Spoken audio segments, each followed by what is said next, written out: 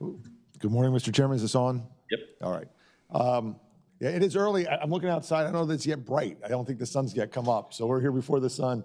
Mr. Chairman, members of the subcommittee, this bill, 162, is a bill that would allow localities the option of creating a system of public financing of local elections. And so, what's the problem that we're trying to solve here? The issue is that even in local elections, you end up spending a lot of your time rather than reaching out and having contact with the voters, raising money, finding folks that want to help finance your campaign. And in many cases with local elections in particular, the folks that are most interested in funding campaigns are also people that have a lot of business before the locality. And so sometimes what happens is because of who's able and willing to do fundraising, we give a disproportionate voice in the selection of local government members to developers and others with interests before the county, and ordinary citizens don't necessarily have the opportunity to compete with that kind of money. So what this bill would do is allow localities that wanted to create a system of public finance to be administered by the local treasurer, and they would have, it doesn't require anybody to do anything, doesn't require the spending of any funds, but will give localities the option, should they choose to set up a funding mechanism. And then they also, because we're using public dollars, would have the option of making even more stringent requirements on how that money is spent. And so they could, because they're using local government money, they could sort of even the playing field, they could limit accepting outside donations. You could have campaign limits if they wanted to. Certainly you'd limit the personal use of campaign funds. We've done that now statewide. And so essentially that's what the bill does. I don't want to spend too much more time talking about it because I know we have some folks who got up even earlier than us to come testify, so I want to leave some time for some of the witnesses, but happy to take any questions from members of the subcommittee. No worries. Thank you so much. Now turning to the committee for any questions.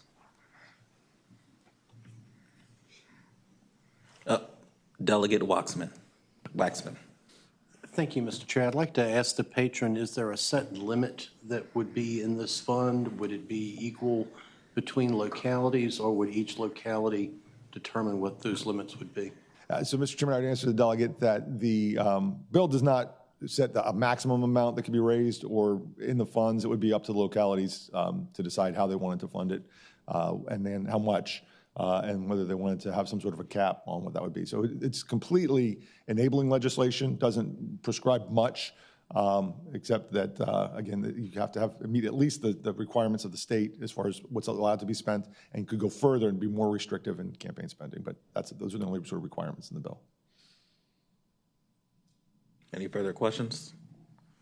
I guess my question, is there a fiscal impact? So there's no state fiscal impact. That doesn't, again, because we're not asking for any state funds. There's, again, no local impact, because if you didn't want to spend the money, just wouldn't. Obviously, there's going to be a financial requirement, and to the extent that and there are different ways that different localities in other states that do this fund it. So some, Seattle, there's a little add-on to the local property tax for it.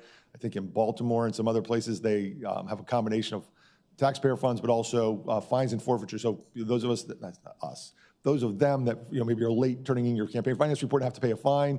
Some places will take the fines from that. That doesn't generate a whole lot of revenue. I do understand, that we are in sort of uncertain fiscal times. I know I was on the emergency committee that said, hey, we have a lot left to drop here as far as what the fiscal impact is going to be of the federal government. But again, localities wouldn't have to do this. It would be up to them if they to come up with a way to pay for it. All righty. Now turning to the public, how many are for this bill in the room? All right. You can come up. I guess we'll set 5 minutes each side. And if we can line up to make this a little bit easier. Yep. Mr. Chairman, members of the committee, subcommittee, thank you so much for the opportunity to testify on this bill. My name is Wes Gobar with Clean Virginia. We support this bill. As the patron said, it doesn't require anyone to do anything and doesn't cost the state anything. What it does amount to is leveling the playing field and a step towards a more representative democracy. Studies show that small donors are more likely to be low-income people and people of color. And studies are also clear that campaign finance systems like Virginia overwhelmingly favor people with more affluent backgrounds and access to wealthy networks. So this dynamic forces people who may be eminently qualified and connected to community to place a greater premium on call time with donors over face time with community. This is a tested solution to change that dynamic. 14 states and 25 localities have some form of public financing programs.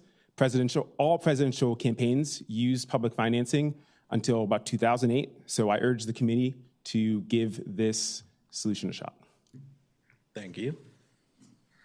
Thank you, Mr. Chair. I'm Nancy Morgan from Big Money Out, an all-volunteer, nonpartisan group that looks at campaign finance reform. And we really thank Delegate Simon for reintroducing this bill. It's a tried and true mechanism of amplifying the voice of average citizens over corporate funding, and we've seen it successfully implemented, as was said, in over 50 states in the country. It has, as mentioned, it has no fiscal impact, and there have been innovative ways that locality, like our colleagues in Maryland County and Howard County, Montgomery County, cities across the country have implemented it, including in Minneapolis, where I'm originally from. It has no fiscal impact, and just to remind you, this bill was introduced last year. It passed the House, passed the P&E committee in the Senate, and for some reason that none of us understand, it died in the Finance Committee in the Senate. But we really look forward to having you pass this bill. And thanks to Delegate Simon for introducing it. Thank you. Good morning. I'm Jackson Kidwell, a senior at Jameswood High School in Winchester. I advocated for campaign finance reform within my city council. During a speech, I highlighted the effects that publicly funded elections have had on places like Maryland. It placed constituents at the center of the election process as opposed to interest groups. It gave the opportunity for a more diverse range of people to run for office. Certainly younger people, such as myself, are included in that.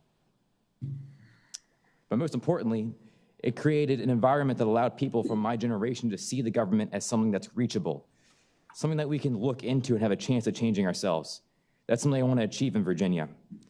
I urge you to pass this legislation, not just for today's voters, but for tomorrow's. Thank you all. Thank you. And anybody for against in the room? All right. Anybody online? All righty. Returning back to the committee, I see Delegate Singh.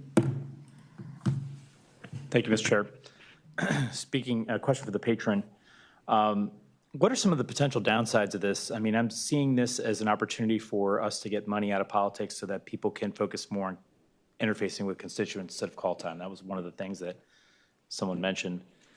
Could 12, 15 candidates run for a race because now they have access to capital and all of a sudden the county is stretched thin? What kind of limits do you foresee doing? What are some best practices from other states? Mr. Chairman, Delegate Singh, I would say that certainly, if there are a large number of candidates, I don't know that's necessarily a bad thing. That certainly could tax the capacity of the account. And so what other states have done is they've sort of set an upper limit. And so, that certainly, I guess, could dilute the pool, right? If you have say, we've set aside $300,000 and you get 30 people running, that doesn't make, for a meaningful amount of money for each candidate. And so you also could set eligibility requirements so that, and you've seen that some places. So I think in Seattle and some other places, you've got to go out and raise a certain amount of money from a certain number of donors yourself before you are eligible to access the fund. And that would sort of help. So those are some of the tools that people have used to prevent that from happening from just anybody who's looking for an opportunity to do it, to just tap into the fund. You'd say only, whether it's a signature requirement, a minimum number of donors, or some money that you have to raise on your own to show your seriousness about it would help dilute that. But that's certainly, I don't know, again, I don't know that more participation is necessarily a downside, but it certainly is a way that the system might not work as designed if you get too many people in and you haven't, fully thought through, what your requirements to access the fund would be. Thank you. Delegate Carlson. Thank you, Chair Henson. Question for the patron. Am I reading it correctly if it's completely voluntary under Section B, so you can access a fund, you can also fundraise under traditional methods? This is not, nobody could write an ordinance that makes it so that you can only use the funds available from the locality. Mr. Chairman, Delegate Carlson, I would say yes, that's right. Your participation, so not only is it completely voluntary for the localities, but also for the candidates. And so, as we saw sort of in the old days when we used to have a federal matching system, everybody used to use it until some candidates realized they could actually just raise more themselves by going outside the system. And so if you had somebody who said, look, I can go raise $1 million and that's far more than I could get from the the public fund, I'm going to opt out and just raise my own money. And this doesn't solve that problem. Yeah, Chair Hansen, follow-up question. So then is the rationale just that candidates who couldn't do any fundraising on their own would now have access? Because it's not really getting money out of politics. It's just providing a slight bump that raises everybody, whether you can fundraise or not. The people who can fundraise a lot are still going to be able to vastly out fundraise the average candidate. Mr. Chairman, Delegate Carlson, I would say that, again, this doesn't solve all the problems of campaign finance in the world. It does provide access to folks that wouldn't otherwise have access, but it shouldn't completely level the playing field unless you've got an unlimited fund, and it's unlikely that anybody's going to be able to put enough money into these funds to truly balance the playing field. So some folks would still have an advantage, but it does create opportunities. And we found that in practice, it does tend to allow more people to participate and actually win their races. Chair Hansen, can I have one more question? Sure. Yeah, I'm sorry, Delegate Simon, because I like you. This is like a brand new concept, and it's seeming like there's a lot that needs to be worked out. I'm also concerned about what Delegate Singh said and the fact that seems like a pretty reasonable safeguard to require a locality. I know we don't want to prescribe what an ordinance would look like across every locality, but we certainly want to protect to some extent the fact that you should probably have a bare minimum you need to fundraise if you want to participate. Otherwise, everyone could just tap in and get an extra check, whether they run a campaign or not. Not saying they would. I just don't know enough about it. I've not been familiarized. It's like the problem of having a brand new committee, and I don't know the bill from last year. Thank you, Delegate Carlson. Delegate Cole. Thank you, Mr. Chair. A question for the patron. Go ahead. I've seen the great groups who are here today, and I appreciate them for coming. Are there any localities who have agreed to do this A1 Day 1? Are any localities actually requesting to do this? Yeah, Mr. Chairman, Delegate Cole, I would say that has been interest expressed in a number of localities. I don't know that anybody's begging for the right to do this, and nor has anybody sort of proposed a model plan that they would use should this come about. Perhaps if I'm getting a sense that we need some more time to get some of these questions answered, or if we're to be studied over by Rule 22, we could go out and find some localities who might be willing to say, yes, I'd be happy to be the first one. All righty. Any further questions? Mr. Patron, for the last word. Mr. Chairman, members of the subcommittee, I understand some of the questions. It's one of these, I get it. I've been around here for a while, right? If you put too much in the bill that's prescriptive, you say, I don't like the specific thing. If you leave it too open-ended, you haven't answered all my questions. And I know sometimes it's hard to get exactly the right balance. And again, I've heard some good and appreciate the genuine questions here. Given where we are in the cycle, rather than a no vote, if it's the will of the committee that to get more answers, I prefer. Obviously, I'd like to pass if there's enough votes to do that right now. I think it works. I like the bill, but if you're concerned, would ask that we at least carry it over till next year and give us some time to maybe get you some better answers to some of the questions that came up this morning. All righty. Delegate LaVere Bowling. Yes, Mr. Chair, I have a motion. Go ahead with your motion. I think I agree with the patron, and from the questions and my own bill reading, I think we should, I would move to carry this over to 2027. Second. There's a motion and a second. Is this a voice vote? I believe it is a voice vote. So all in favor to carry over to 2027, say aye. Aye. Aye. All opposed? All righty. This bill is carried over to 2027. Thank you. Thank you, Mr. Chairman. Thank you, members of the committee. Awesome. Next up by seniority, Delegate Helmer, House Bill 480. Thank you, Mr. Chair. Mr. Chair, House Bill 480 is in front of you. What House Bill 480 does is deal with a gap in our transparency laws in Virginia. We pride ourselves in Virginia on while we don't have limits and while we don't have some other elements that other states have, we have one of the best transparency regimes, so we understand who is donating to campaigns through our state reporting. We do have a gap in our current transparency regime, which is a federal super PAC that is registered in Virginia. Doesn't follow, while it has to register in Virginia to indicate that it is spending in Virginia, it does not have to report on its donors in Virginia. This creates a gap because of Virginia's off-year cycle in that a federal super PAC will only have 2 reports during the course of the reporting cycle during the main election years in Virginia. This means in practice that in a delegate race or a state senate race, a gubernatorial race, or an LG or other statewide race, that an individual wishing to spend can register a federal super PAC and then not be responsible for reporting. In practice, that means somebody could spend millions of dollars in a campaign. You'll see who the super PAC was, but you will not be able to see any of the donations to that super PAC until after the race is over. All this bill does is close that gap. I hope it is the will of the subcommittee to pass this legislation to help shore up our campaign finance regime. All righty. Thank you so much, Delegate Helmer. Any questions from the committee? All righty. I guess my question, Chair's prerogative, how does this differ a little bit from your last bill that we've seen before in 2024, House Bill 276? Mr. Chair, this is a totally separate concept. So House Bill 276 was about getting to the original donor. Okay. So you couldn't have an entity. So another way in which one can avoid reporting is to have an entity in between you and the final thing. We heard from free speech advocates that they were concerned about that. This doesn't do that. This just puts federal super PACs operating in Virginia on the same regime as a PAC that is registered in Virginia. The super PAC already registers in Virginia. It's just on a different reporting schedule and timeline. All righty. So I guess to that end, my second question would be, so let's say I'm a donor and I'm donating to Delegate Scott. Sorry, correction. I'm donating to an organization that I've donated $15,000 that has given to Delegate Scott. How would that work, or how would my name report as your bill is stating? The organization then donates to the super PAC, just to clarify. Then they would just report the organization to the super PAC. All right. Delegate Scott. It would follow federal reporting guidelines. Thank you, Mr. Chairman. A question for the patron. Go ahead. So we already have the reporting requirements in Virginia. There's already federal reporting requirements for these PACs that are registered with the federal government. And so the information is already available out there. Why are we trying to double up something that already exists?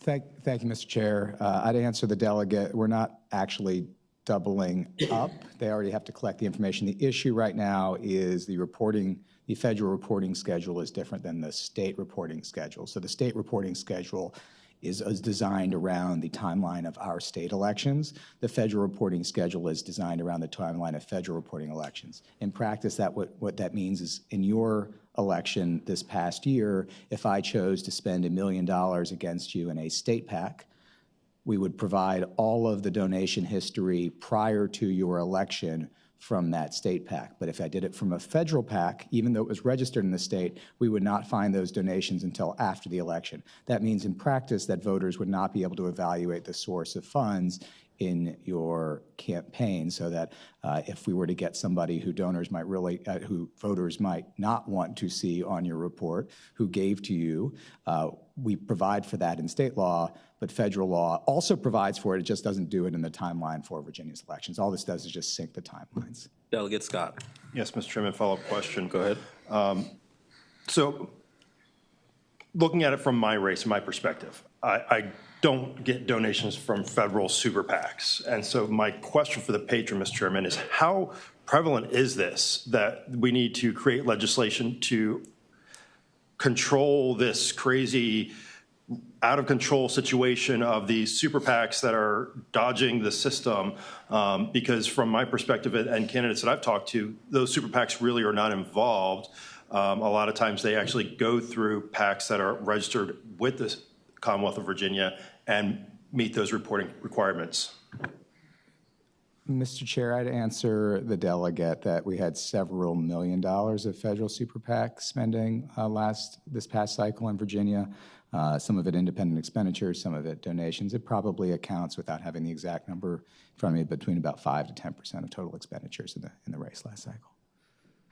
Delegate Waxman. Thank you, Mr. Chair. I'd like to ask the patron a question. Go ahead. Is it my understanding, according to this legislation that goes through, that those federal super PACs would only report if they donate to a Virginia state candidate they would not have to report a zero report if they did not? Mr. Chair, I'd answer the delegate. The answer is yes. So this is only if they take action in the current election cycle. So if you did it previously, in other words, if you spent 2 cycles ago, you don't spend this cycle, even though you remain registered in Virginia, there's no requirement. And we put some pretty significant thresholds too, so a de minimis contribution doesn't trigger reporting, even more than a de minimis. Thank you. Delegate Singh. Thank you, Mr. Chair. Question for the patron. Go ahead. So we're talking about the federal PAC having to report to clear up a gap that exists in the code right now per your comments. Doesn't the candidate have to report when they receive from a federal PAC in real time? Mr. Chair, I'd answer the delegate that the candidate would have a large contribution requirement in the final whatever days that is of the campaign. But in terms of an independent expenditure, which they didn't receive an in-kind donation report for, they would not, nor would they have to do a large donation that was done prior to the final reporting. So there remains a gap there. Any further questions from the committee? All right, turning to public comment time. How many are for the bill? How many are against? All right, we'll do 5 minutes. Come on up. Thank you, Mr. Chair. Thank you, Delegate Helmer, for introducing this. As mentioned, it really fills a transparency gap in terms of our election system, and certainly for citizens who want to know who's funding candidates and having confidence in our elections.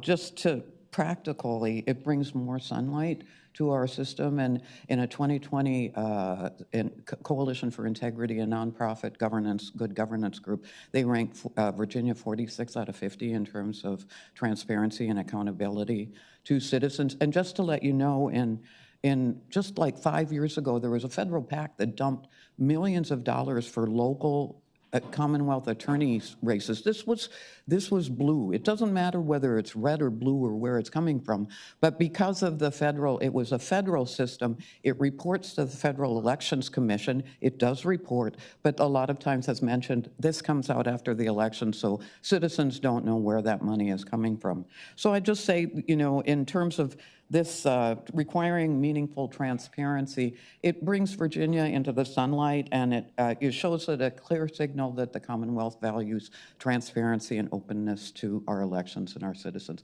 And thank you, Delegate Helmer, for introducing it. Thank you. Good morning. Morning.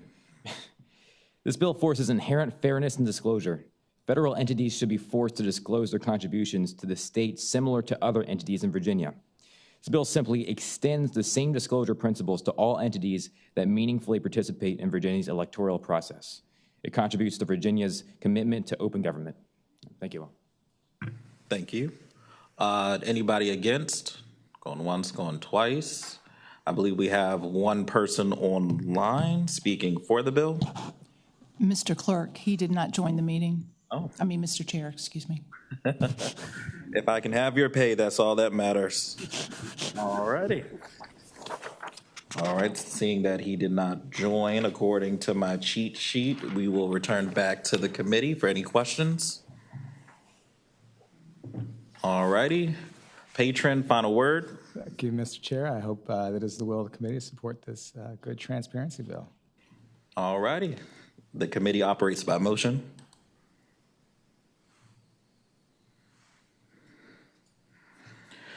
All right, Delegate Helmer, seeing that there's no motion, I would like to thank you for bringing this bill and see you next session. Thank you, Mr. Chair.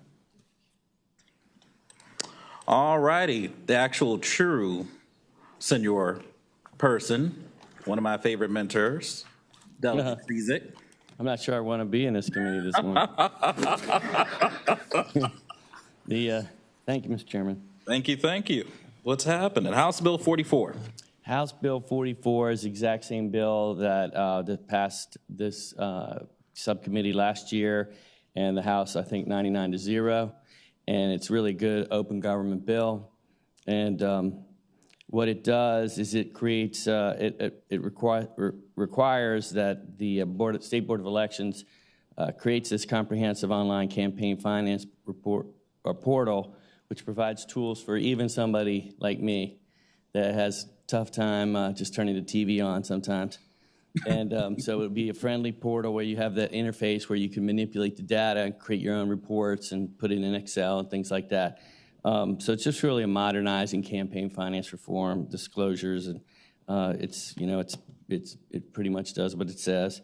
And we have a budget amendment like we did last year as well. So I hope you will support the bill. All righty. Thank you so much, Delegate. Turning to the committee, Delegate Scott. Thank you, Mr. Chairman. A question for the patron. Go ahead. Is this included in the budget? I know that that's been an issue in years past. This bill goes back to my very first year in the House of Delegates when Delegate Tim Anderson carried it, made it all the way through, and then it got hung up in the finance process. And so is this in the budget now, or is this something that we're just going to have to wait and see? The governor's budget, I believe, had money for this. Yeah, a couple $1 million. He was in modernization. But, who knows how it all shake out. But I'm up in appropriation, so. You don't have to gloat. Delegate Singh. Thank you, Mr. Chair. Question for the patron. Go ahead. I personally think we could use a better interface. I think the interface that we have now is a little clunky. But at the same time, VPAP exists and other private solutions exist. So could you outline how this might be better than what's already out there? Mr. Chairman, it's not about being better, really. I think VPAP does a pretty good job. It's really about not relying on private charity to be the one that's filling in this gap. VPAP, relies on donations from the public. Who knows what they, 5 years from now, they may not be around. They're a relatively new organization anyway.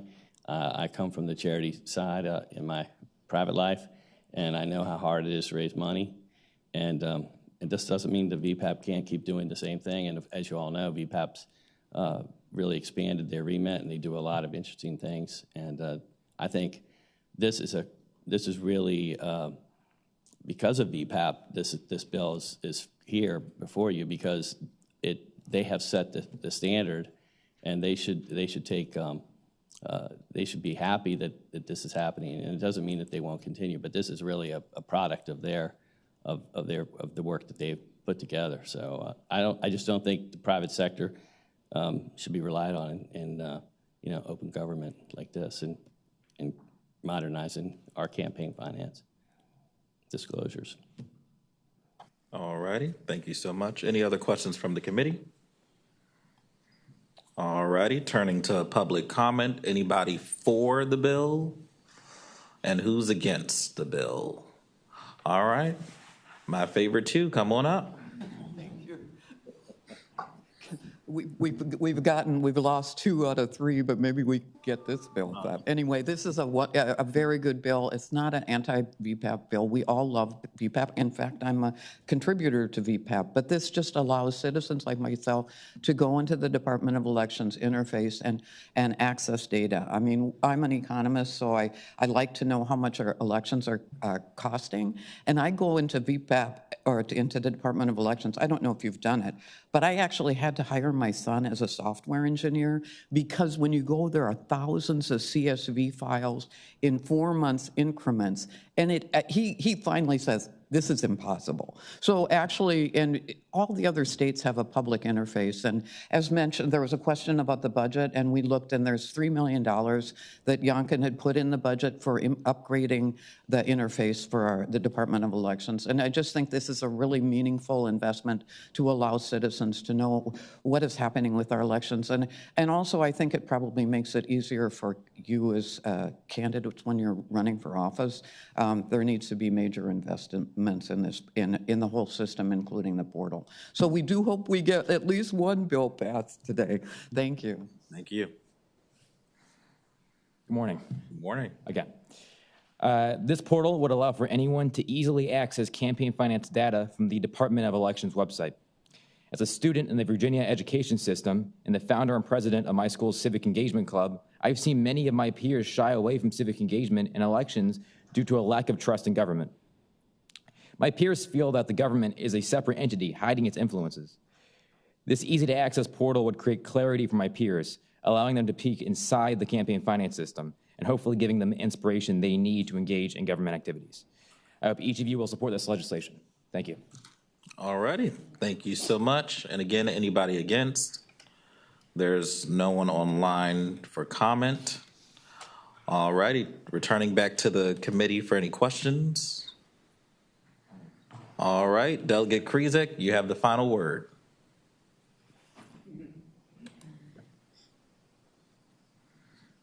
Do as you will. All righty. Back to the committee. Delegate Cole. Mr. Chair, move to report. Second. All right. There's been a motion and a second. Mr. Chairman, would it be report and refer to appropriations? I haven't gotten a letter. Okay. So probably when I present on Friday to Madam Uber Chair, we'll probably get it soon. Okay, thank you, Mr. Chairman. If it's the will of if it reports out.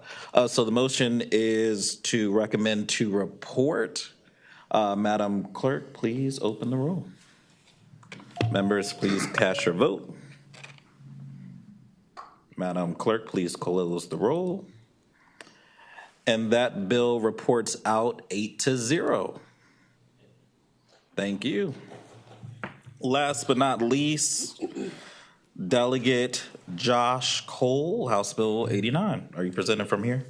Sure. Good morning, Mr. Chair, members of the subcommittee. Thank you so much.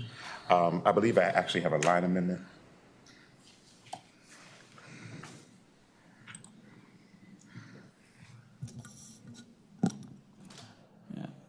The amendment's online, Mr. Chair. I'll read it in though. After line 530 of the introduced bill, insert second enactment that the provisions of this act shall become effective on January 1st, 2029. All right, just give us a few moments. It's not online just yet, but I believe what you're stating is there is a delayed enactment clause until 2029. Is there a motion on the amendment? Second. All right, there's a move and a second. Delegate Cole, did you want to explain that? Sure, certainly. And so the line amendment just simply takes this bill, and I'll explain it, and postpones it until 2029 to allow the department to get everything ready. But we've seen this bill before, Mr. Chair. This bill I introduced in 2024, and it was carried over to 2025. But HB 89 modernizes Virginia's candidates filing process by allowing required election forms, petitions, and notifications to be submitted electronically through a standardized system administered by the Department of Elections.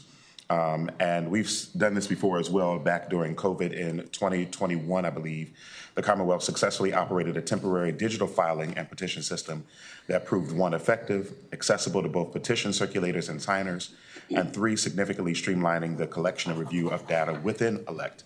And that experience demonstrated that electronic filing can expand access while maintaining integrity. And so this bill does 3 core things: creates a single uniform electronic filing system, authorizes electronic petition signatures, and ensures consistency across Title 24.2. And so again, the proposed delayed and effective date ensures that this transition is deliberate, secure, and well implemented. And I hope that the committee will look upon the bill favorably. Thank you, Mr. Chair. No worries. So first, let's accept the amendment. So all in favor of accepting the amendment, say aye. Aye. All opposed? All righty. Now it's in a great posture. I believe you already explained the bill. So we'll go to members of the committee. Delegate Scott. Thank you, Mr. Chairman. Questions for the patron? Go ahead. The question would be does this bill put somebody who's already in office at an unfair advantage? We collect emails for a variety of constituents, and we could just simply send out an email right at the beginning of session, or right at the beginning of the new year, and get those signatures within 2 to 3 days. And somebody who wanted to run against us, they would actually have to go out and engage the community to get their signatures. I feel that this would give an opportunity to bypass the process that I actually enjoy, and I would continue to choose to do so myself, of actually getting out and engaging the voters, because when you're out getting those signatures, it's an opportunity to get to know what's important. So does this allow for an unfair advantage of somebody who's already got an email bank of addresses just to blast out to collect their signatures versus somebody who's trying to grassroots this and not have that access?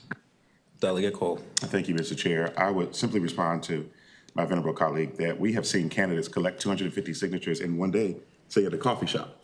And so this just simply says people have the opportunity to collect online as well. And so you can still do it the old school way of collecting petition signatures on paper, going door to door if you want to, standing outside of Food Lion, standing outside of Walmart, as long as you can confirm those citizens are in your district. People still have the opportunity to do it the old school way if they want to. Delegate Waxman. Thank you, Mr. Chair. Question for the patron. Go ahead. Around, I think it's about lines 478 to 489, it talks about requiring to get witnesses on paper petitions, but then electronic petitions do not appear to have the requirement of a witness on the signature. I was curious if we could have a little discussion on that.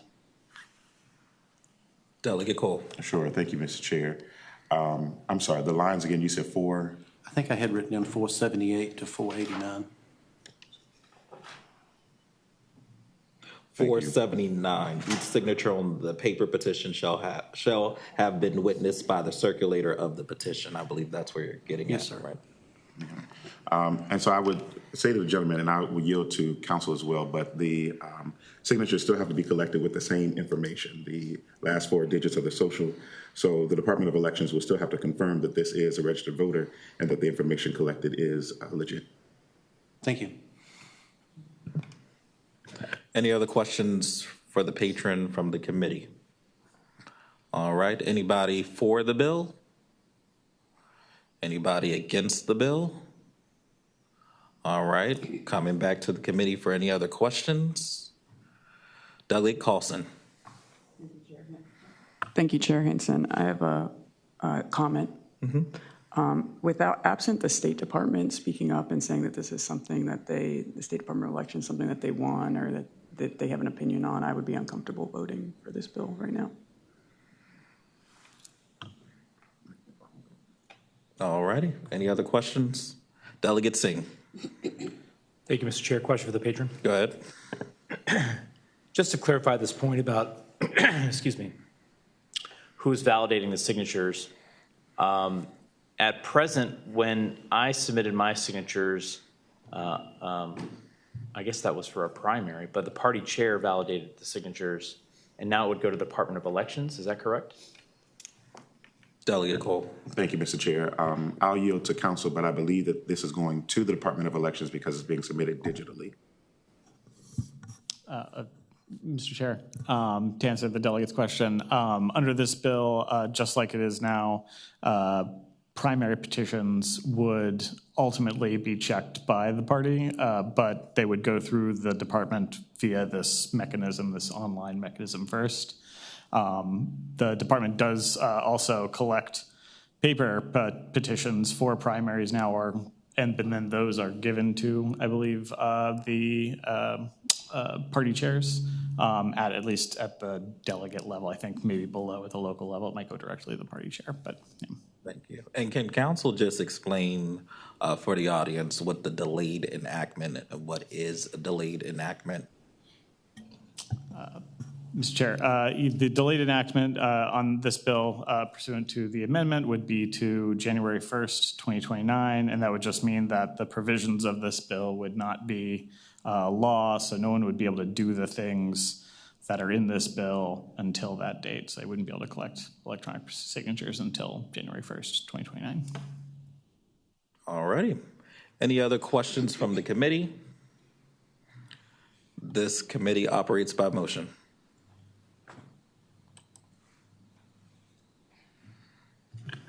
Mr. Chair, I have a motion. Delegate LaVere Bowling. We're gonna move to report.